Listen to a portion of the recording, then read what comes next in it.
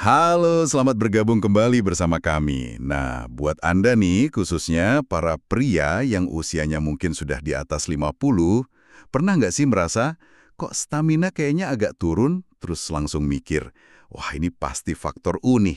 Itu kayaknya pemikiran umum ya. Tapi kami nemu sumber menarik nih dari transkrip video YouTube Lansia Sehat.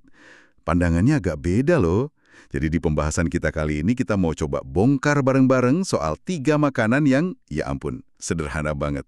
Tapi diklaim sama sumber ini bisa bantu dongkrak stamina pria secara alami, tanpa suplemen aneh-aneh atau ramuan yang ribet gitu. Plus kita sentuh juga faktor lain yang sering banget kelewat. Siap ya kita bedah ini? Siap. Yang saya suka dari materi ini tuh dia nggak janjiin yang instan-instan gitu ya. Fokusnya lebih ke perbaikan mendasar. Lewat apa yang kita makan, gaya hidup. Jadi video itu coba nyambungin nutrisi, kebiasaan kita sehari-hari, bahkan sampai ke, nah ini penting, kondisi emosional. Jadi bukan cuma A atau B, tapi gambaran utuhnya. Gambaran utuh ya? Oke. Mari kita mulai dari dasarnya dulu nih, nutrisinya. Makanan pertama yang disorot banget di video itu, telur kampung. Ditekankan banget loh, bukan telur ayam ras yang biasa di warung. Kenapa ya telur kampung ini katanya spesial banget buat stamina? Menurut sumber itu gimana? Jadi, poin utamanya itu kandungan nutrisinya. Katanya sih telur kampung ini lebih padat, lebih alami gitu. Yang paling jadi bintangnya itu asam amino esensialnya.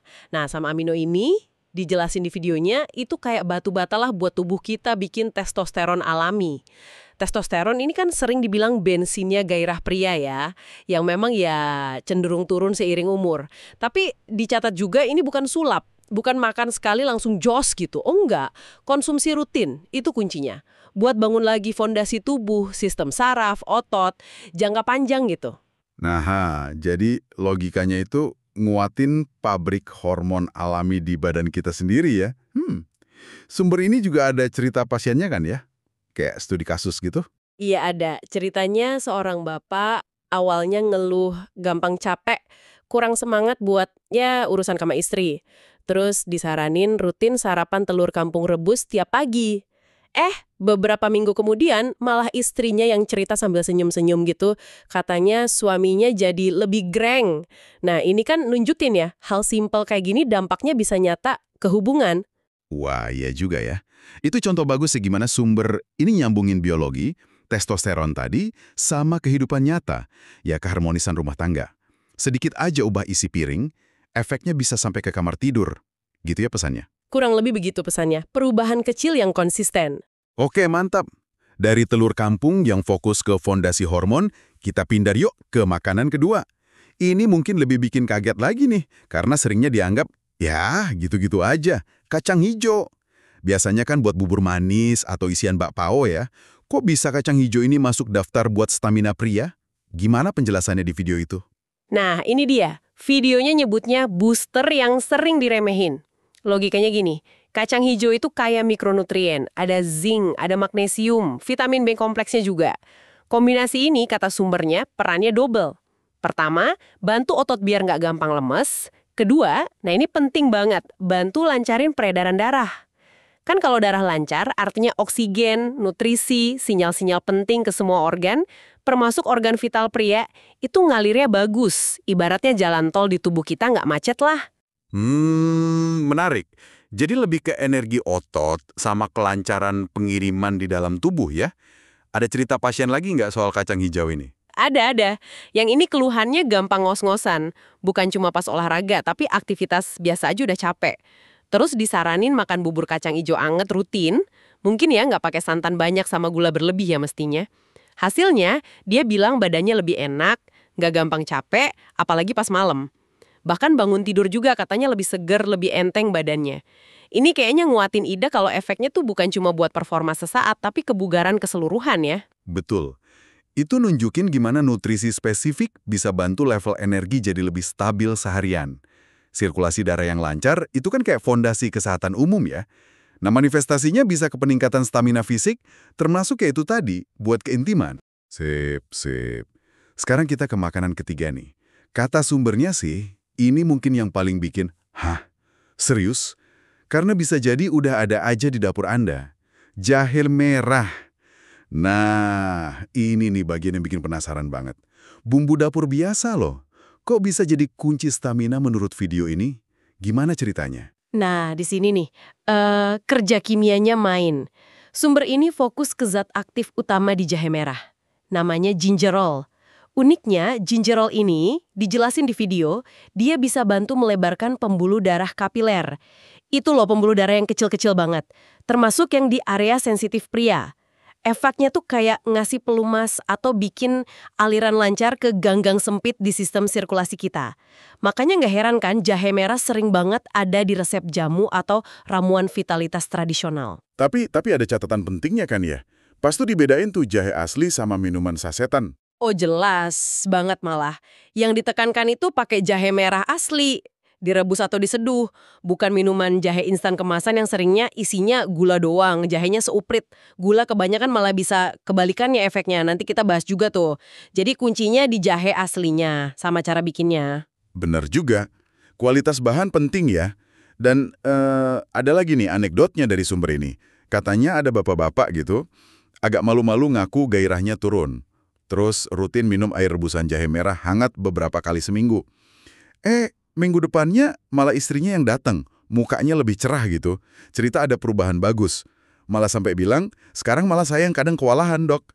Ya ini emang cerita orang ya, tapi nunjukin potensi yang dilihat sumber ini di jahe merah. Iya, cerita kayak gitu. Meskipun sifatnya anekdotal ya, dipakai di video ini buat nunjukin gimana solusi alami yang gampang dicari, kadang dampaknya nggak terduga. Asal, ya itu tadi, tepat dan konsisten pakainya.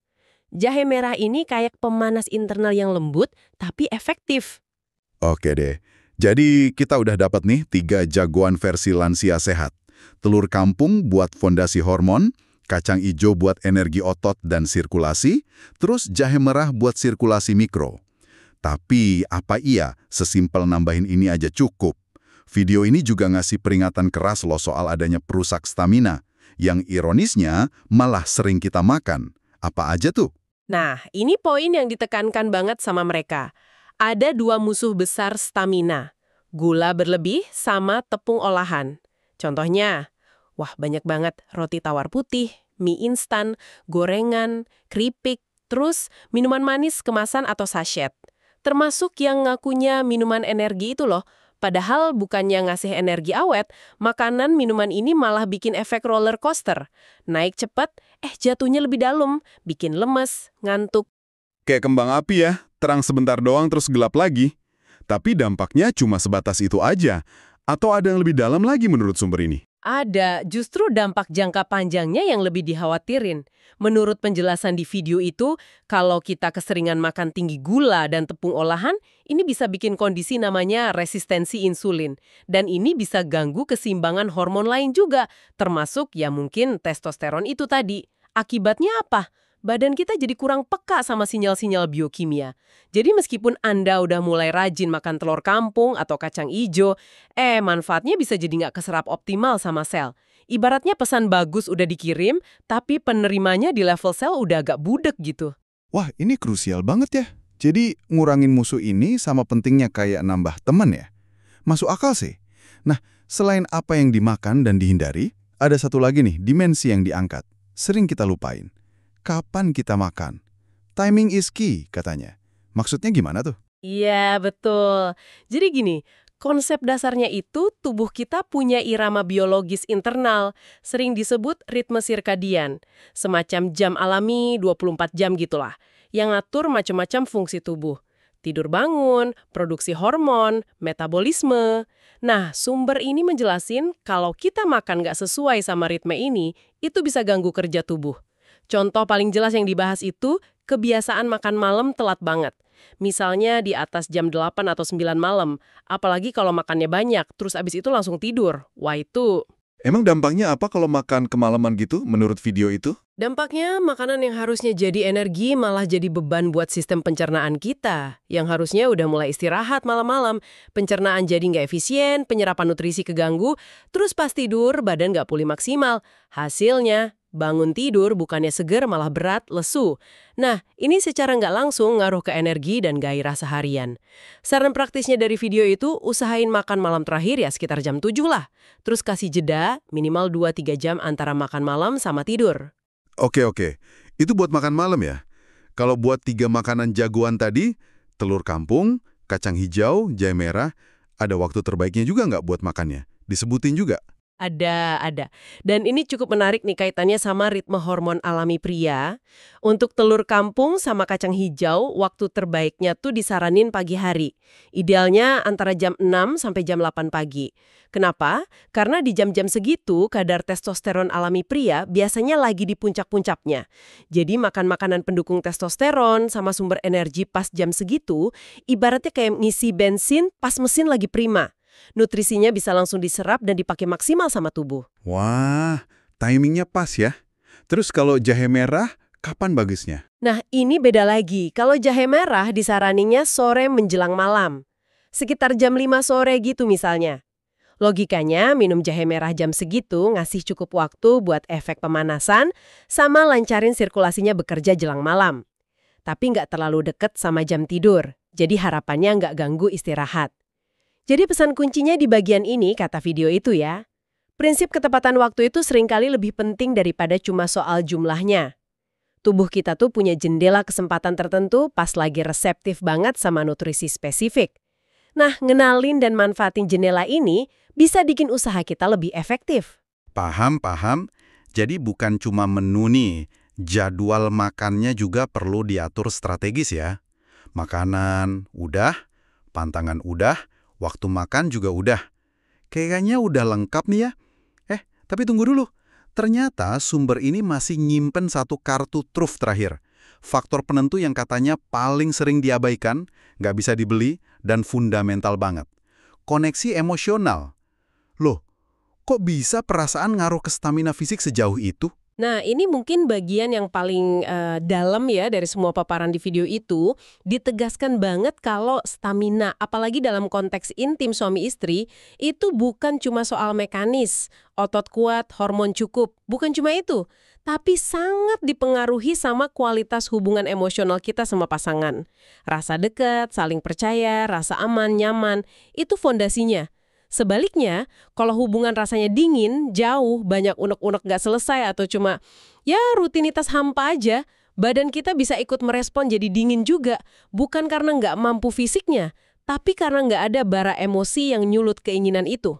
Ada contoh kasusnya juga kan ya di sumber itu? Iya, disebutin contoh pasien yang secara medis sih sehat-sehat aja. Hasil lab hormonnya normal, pola makan udah dibenerin. Tapi kok ya tetap aja ngerasa nggak ada gairah. Pas digali lebih dalam, baru ketahuan ternyata ada masalah komunikasi, ada jarak emosional yang lumayan jauh sama pasangannya. Jadi fisiknya siap, tapi hatinya nggak nyambung.